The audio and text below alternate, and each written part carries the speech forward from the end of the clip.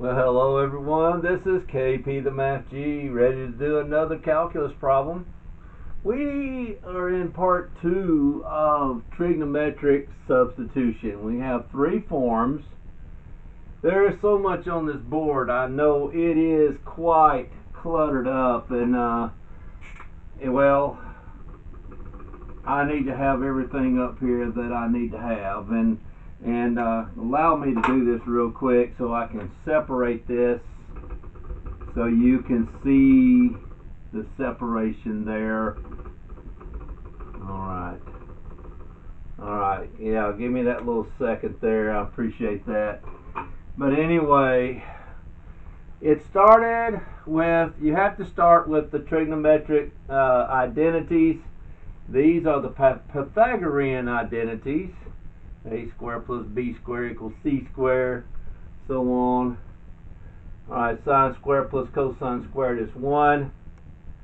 We could do cosine squared. We can get cosine squared to get, if we can get 1 minus sine squared, we got cosine squared. Secant squared is 1 plus tangent squared, and then tangent squared is secant squared minus 1. And those are the 3 that we deal specifically with here. If you notice, there are 3 forms. The square root of a squared minus u squared. A is a number like 3 or 4 or 5. Okay. And u is like x. Okay. So it would be like 4 squared minus x squared. Okay. The square root of that, where sine theta is u over a, and by the way, this does have restrictions from negative pi over 2 to pi over 2. Okay, so we need to be aware of that. Theta's in between those two. All right, another one, and of course this triangle goes with it. If you notice that sine is u over a, opposite over hypotenuse. So opposite over hypotenuse, and then when you do the a squared plus b squared equals c squared, you get the square root of a squared minus u squared. I'm just kind of hurrying along with this because we are going to get with the problem in just a little bit. As a matter of fact, if this is the one we will be using on this one here, but I just want you to see that that's a number squared minus u squared. Get down here to secant squared, it's u squared minus a squared, so the x squared will be first here. Okay, and that is this prop. So again, everything is u over a, u over a, u over a. So if you get the tangent, that's hypotenuse over adjacent. That's the flip of cosine, isn't it? Hypotenuse over adjacent, hypotenuse over adjacent. And then this would be u squared, the square root of u squared minus a squared. And then tangent's the only one that will have the plus sign in it.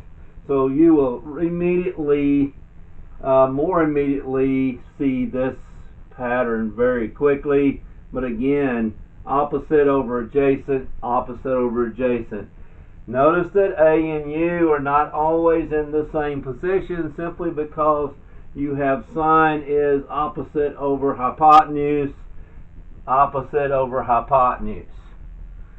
Alright, tangent is opposite over adjacent, u over a in this particular case. And then of course, secant is also u over a, but u is hypotenuse over adjacent, and that's the way we have to set those up. And then if you use the Pythagorean formula, you will get these 3. So the square root of a squared minus u squared corresponds to sine. The square root of a squared plus u squared corresponds to cosine. And the square root of u squared minus a squared corresponds to secant. Alright, why not use the rest of them? Well, because from this Pythagorean from these Pythagorean identities, this is what we come up with. Sine, cosine, secant, tangent, and so on like that. And that's generally it. But usually it's sine squared, secant squared, tangent squared. And a lot of times we'll get cosine squared from 1 minus sine squared. That's basically the reason I did cosine squared like that. Okay, we're going to flip the board and we're going to look at the problem. Okay, here we go. This is it. Now again, these are the forms, the three forms. I've already separated those three. We got to always figure out which form it is. Look at the square root. You're trying to get rid of the square root is what you're trying to do. That's the goal in doing this. Now, things are going to be in terms of theta when you get through, but you're really trying to find something in terms of x. You're just borrowing theta, for just a little while. Okay, that's what you're doing. Okay, you're using theta for a little while. Do not leave it in terms of theta. Turn it back into the form of x. Okay, this is going to be a lengthy problem, so I may need to use both sides of the board. So bear with me as we work the problem, okay? Dx over x squared and then times the square root of 4 minus x squared. Okay, so look at the form. This is a number squared. That would be 2 squared. 2 squared. It's going to be something squared. So 2 squared is 4. And then x squared is that. And again, like that. Okay. Okay. Now 2 would be a and x would be u. Alright, so in this case we have a squared minus u squared.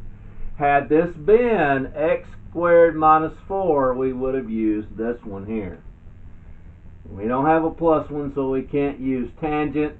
So we have narrowed it down to this one alone. I'm going to erase this part here, these two, because these options are gone. I don't need those two. And eventually I may need room to work on this side of the board anyway, and I'll erase this one as well. Let's draw the triangle that fits that. Okay, let's do that here. I'm just going to do it with this red marker. Okay, put theta right in there like that. Okay, and remember, opposite over, always start with u, over the hypotenuse, and a happens to be there. And then if you were to take the Pythagorean formula, you would use that to get a squared minus u squared. It's important that we keep this right here because we're going to need it for the time being. Now, in this case, a is 2 and u is x. So in this case, we're going to put 2 here, and we're going to put x here, and we're going to put 2 here and x here. Alright, 2 squared, that's 4, u squared. Oh, not u squared, KP the math G, come on now. X squared, okay. Alright, x squared, alright. There is 4 minus x squared, isn't it? Okay. Alright, that's it. We do need to kind of keep this off to the side here. Alright. Alright, let me erase this. And we're going to start making some substitutions here in just a little bit. Now, we got to remember one thing. Sine is equal to, let me get a different color. Sine theta is equal to x opposite over. We do have to remember to set this up also. So much to remember, isn't it? Now, du, if we take the derivative of sine, or d theta rather, this is going to be derivative of sine is cosine theta d theta. is equal to, now this is a 1/2, isn't it? So when you take the derivative of 1/2 x, it's just 1/2 dx. I don't want 1/2 dx, I just want dx here. So times 2, alright, times 2, alright, that gets rid of that. So now I'm left with 2 cosine theta d theta is equal to dx. And I'm going to put this in my numerator. Alright, so right here, 2 cosine theta d theta, theta d theta. Alright, that's dx now. Keep that in mind. That's what it is, isn't it? See that? Alright, and then I'm going to say x. Well, look here. Sine is x over 2. Alright, so let's see. If I multiply both sides by 2, I will have 2 sine x. Alright, is equal to x.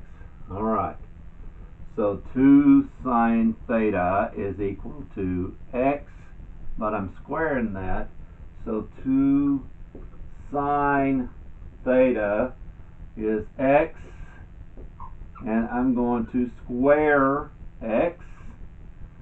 Alright, now I'm going to write down 4, and still 2 squared, which is 4, minus again, I'm going to have to erase. We already have this established, so I can erase this. Okay, so I've got to erase as much as I can on this little board, but I am thrilled to death to have it. Okay, now let's see. Alright, minus x squared. So x squared again is going to be 2 sine theta. Okay, that's really it. If you can learn to set that up like that, you're going to be alright. Now let's see, let's do a little, let's manipulate this a little bit each time and kind of change it. We're not changing anything, we're just rewriting. 2 squared, remember this is 2 squared, which is 4. Do not make a mistake and just put 2 sine squared theta. It's 2 and sine, so 2 squared, sine squared. Alright, so 2 squared is 4, and then sine theta is sine, and we always put the square there. That's that right there. Okay? Alright, so AB squared is A squared, B squared. Okay? And that's what I've got there. Okay? Alright, that's what I have. So let's fix this up here. So this is times. Alright, let's see. 2 squared is 4 again. So we got the square root of 4 minus parentheses. Put it in parentheses. You're at this level, you need to do that. Okay. Maybe if you had 2 terms here, you may not. You probably don't need to worry about parentheses. But anyway. 2 squared is 4, and again sine squared theta, like that. Alright, and then now I can factor out, I don't need the parentheses after all, do I? Alright, if you have 2 terms, you do, you only have 1, so alright, now we can factor out a common 4. You got to kind of remember to do that, right? Okay, so right down here, let's see if I can make this one more time. 2 cosine theta d theta over 4 sine squared theta times the square root of 1. Let's extend that. 4 rather. 4 times 1, 4 times 1 is 4, and then 1 sine squared theta, or just sine squared theta.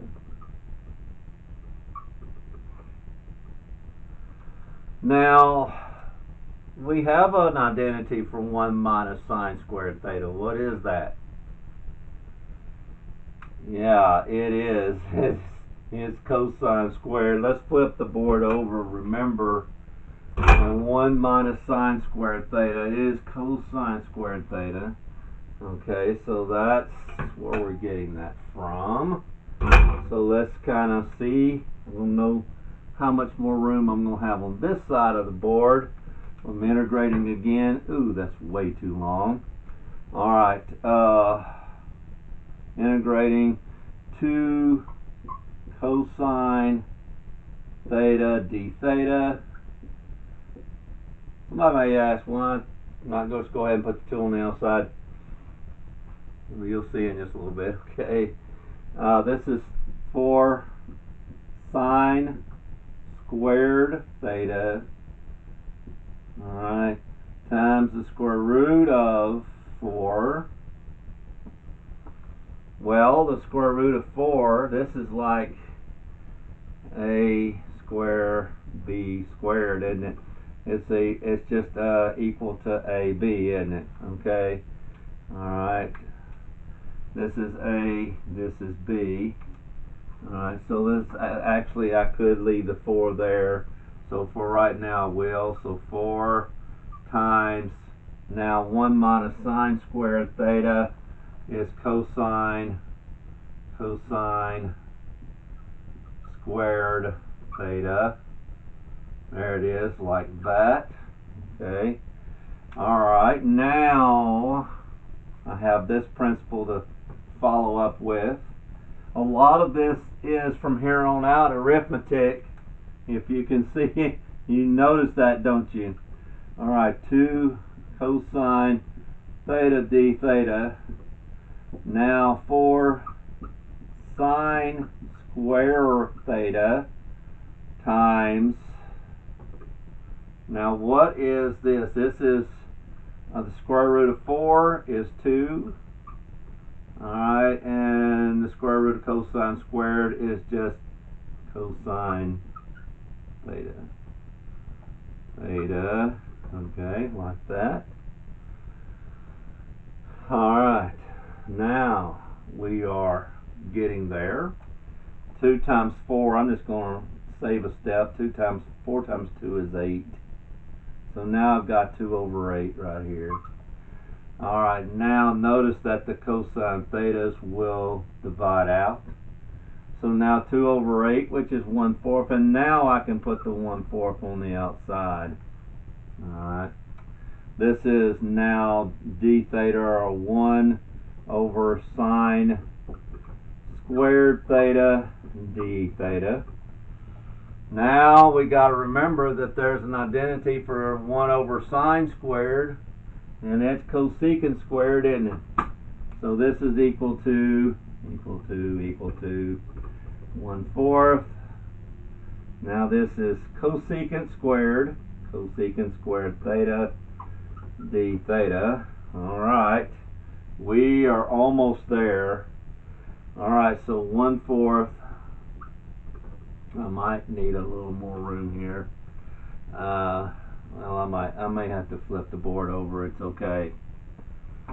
Now we gotta know what our antiderivative of cosecant squared is. It is negative cotangent. So if you want to, you can say negative cotangent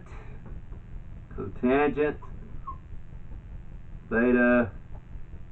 Alright, this is negative cotangent theta plus c.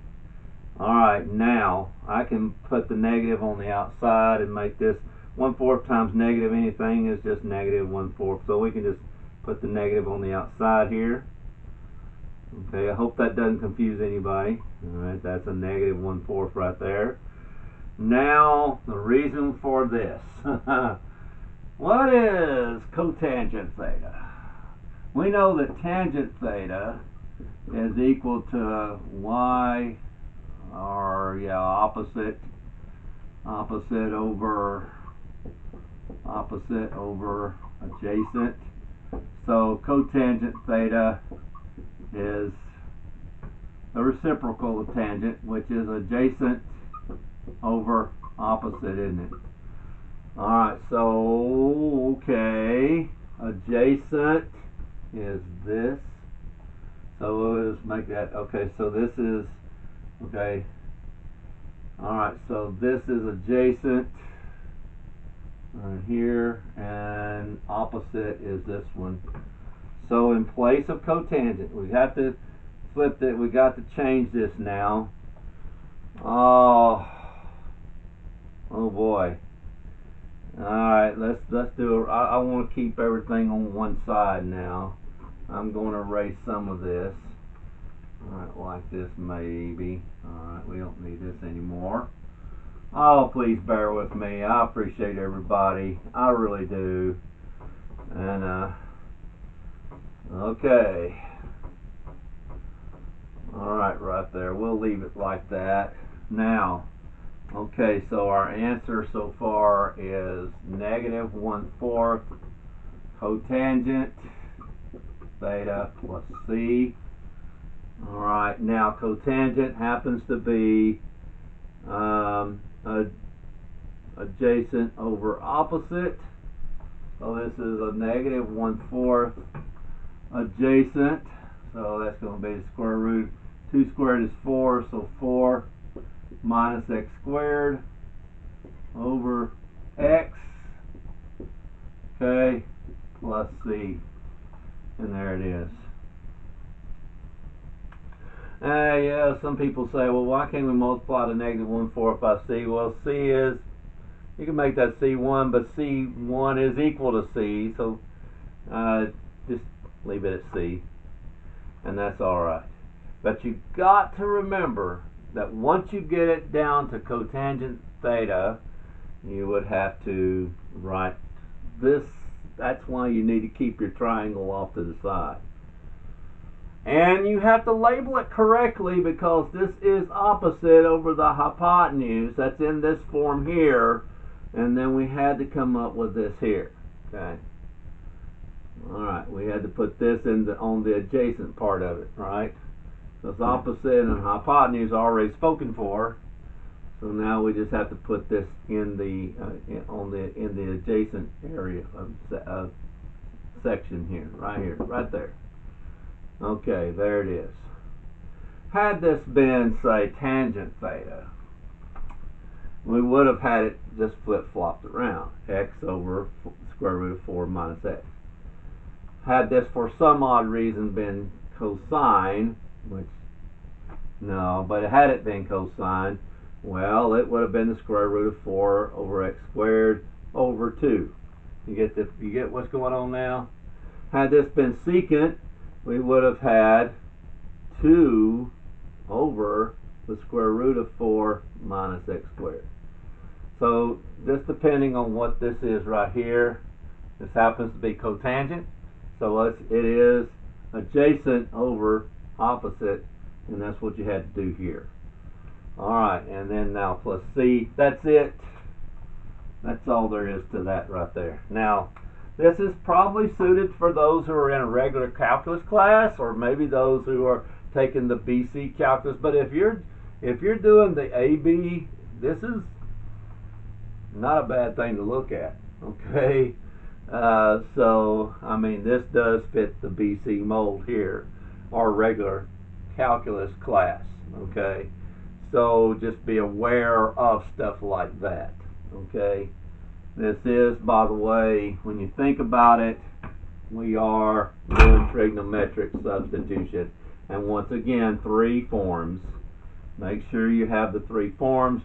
Make sure when you set up the triangle, if you're setting up sine, it's in that form like we had a while ago. It is u over, all of them are u over a. That's the good part. But where are you going to put the u and where are you going to put the a? Just think of opposite over hypotenuse for sine. Opposite over adjacent for cosine, and hypotenuse over adjacent for secant. Just kind of keep that in mind. Of course, when you found cotangent, then you had to deal with adjacent over opposite. Okay, and that's basically what you have to memorize. And of course it is very important that you do know your derivatives. Derivative of sine is cosine, so on. You need to still remember how to change 1 minus sine squared to cosine squared, and so on. Take that square root and you're down to just this.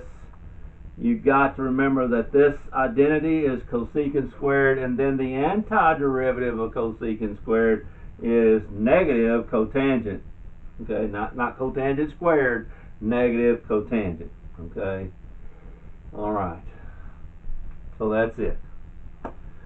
That's pretty lengthy, I know. There's a lot to swallow here in this one. So you might want to watch this video and the one before that quite a few times, and so you can get it to soak in. I still may do one more video on this substitution, trigonometric substitution method, but there again I may not. I probably will, and then get into some more of those free response questions. I think I get a lot of responses from the free response questions, simply because if you haven't taken your if those of you are in the AB or the BC classes, you haven't taken your mock exam, you are going to take it soon. And then, of course, that's trying to get you ready. The teachers are going, and instructors are getting you ready for the final one. And please, please, these teachers put a lot of time, these instructors put a lot of time planning for the entire year. They want good results. Give them your best.